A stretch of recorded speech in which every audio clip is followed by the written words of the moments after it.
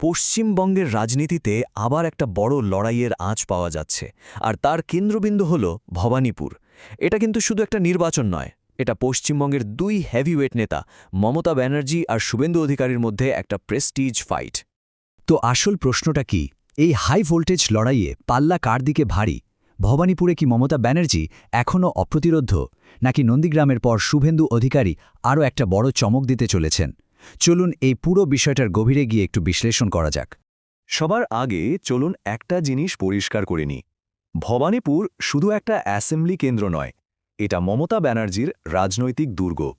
মানে এই সিটটার সাথে ওনার একটা আলাদা ইমোশনাল কানেকশন আছে, একটা লম্বা ইতিহাস আছে। এখানকার মানুষ শুধু পার্টিকে নয়, দিদির মুখ দেখেই ভোট দেয়। কিন্তু প্রশ্ন হল, এই দুর্গটা আসলে কতটা মজবুত? শুধু এই একটা সংখ্যা দেখুন, 58,835। ভাবা যায় 2021-এর বাই ইলেকশনে এই বিশাল মার্জিনে উনি জিতেছিলেন। এই একটাই ডেটা যথেষ্ট এটা বোঝানোর জন্য যে ভবানীপুরে ওনার প্রভাব ঠিক কতটা গভীরে। আর ব্যাপারটা শুধু এক বছরে নয়, এটা একটা ধারাবাহিকতার গল্প। ভেবে দেখুন, 2011 সাল থেকে উনি এখানে লাগাতার জিতে আসছেন। 2021-এর বাইপোল তো সব রেকর্ড ভেঙে দিয়েছিল। উনি প্রত্যেকটা ওয়ার্ডে লিড নিয়েছিলেন। আর সবথেকে অবাক করার মতো বিষয় হল, এখানকার প্রায় 45% অবাঙালি ভোটার, তারাও কিন্তু ওনাকে সমর্থন করেছিল। কিন্তু প্রত্যেক দুর্গের সামনেই একজন চ্যালেঞ্জার এসে দাঁড়ায়, আর এখানে চ্যালেঞ্জার কিন্তু যে সে নন, শুভেন্দু অধিকারী, যাকে অনেকে বলেন জায়ান্ট স্লেয়ার। শুভেন্দু অধিকারী হলেন সেই নেতা, যিনি 2021-এ নন্দীগ্রামের মতো হাই ভোল্টেজ লড়াইয়ে সরাসরি মুখ্যমন্ত্রীকে হারিয়ে দিয়েছিলেন। তো বুঝতেই পারছেন, যখন সেই শুভেন্দু মমতার নিজের গড়ে এসে তাকে চ্যালেঞ্জ জানাচ্ছেন, তখন লড়াইটা কতটা ব্যক্তিগত আর রাজনৈতিক হয়ে যায়। আর ওনার কনফিডেন্সটা দেখুন, উনি কিন্তু শুধু লড়ছেন না, উনি প্রকাশ্যে ঘোষণা করছেন যে তিনি 25,000 ভোটে জিততেন। এটা শুধু একটা সংখ্যা নয়, এটা একটা মাইন্ড গেম, প্রেশার তৈরি করার একটা বড় কৌশল। আচ্ছা, দুর্গ তো হলো, কিন্তু দুর্ভেদ্য বলে তো কিছু হয় না, তাই না? আর এখানেই গল্পে একটা বিরাট টুইস্ট আসছে, কারণ লেটেস্ট ডেটা বলছে এই দুর্গে কিন্তু ফাটল ধরতে শুরু করেছে। এই চার্টটা একবার ভালো করে দেখুন, এখানে আসল খেলাটা লুকিয়ে আছে। 2021-এ যেখানে লিড ছিল প্রায় 58,000-এর বেশি, 2024 লোকসভা ভোটে সেই ভবানীপুরেই তৃণমূলের লিড কমে দাঁড়িয়েছে মাত্র 8,000-এ। মানে সোজা কথায় প্রায় 50,000 ভোটের একটা বিশাল গ্যাপ। এটা কিন্তু একটা বিরাট অ্যালার্ম বেল। এবার চলুন এই নির্বাচনের সবথেকে বড় ওয়াইল্ড কার্ড ফ্যাক্টরটা নিয়ে কথা বলি।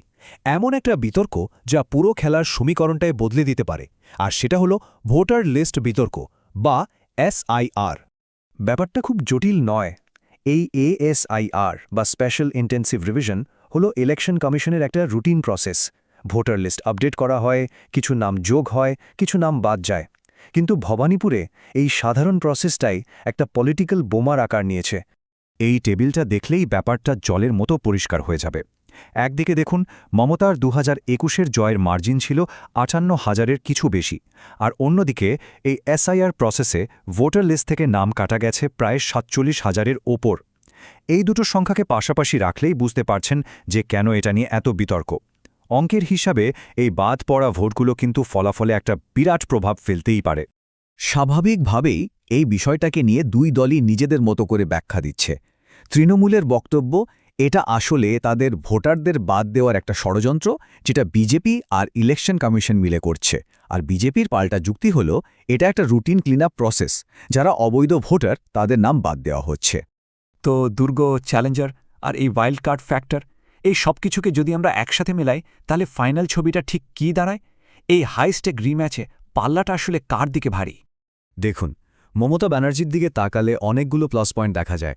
প্রথমত, ভবানীপুর ওনার নিজের গড়, একটা ঐতিহাসিক স্ট্রংহোল্ড। এখানকার অবাঙালি ব্যবসায়ী কমিউনিটির একটা বড় অংশের ভোট উনি পান। তার উপর আছে ওনার নিজের পার্সোনাল ব্র্যান্ড আর লক্ষ্মীর ভাণ্ডারের মতো ওয়েলফেয়ার স্কিমগুলো, যা একটা বিরাট লয়াল ভোটার বেস তৈরি করেছে। কিন্তু অন্যদিকে শুভেন্দু অধিকারীর পক্ষেও যুক্তিগুলো কিন্তু কম শক্তিশালী নয়। সবথেকে বড় পয়েন্ট হল ওই 50,000 ভোটের লিড কমে যাওয়া।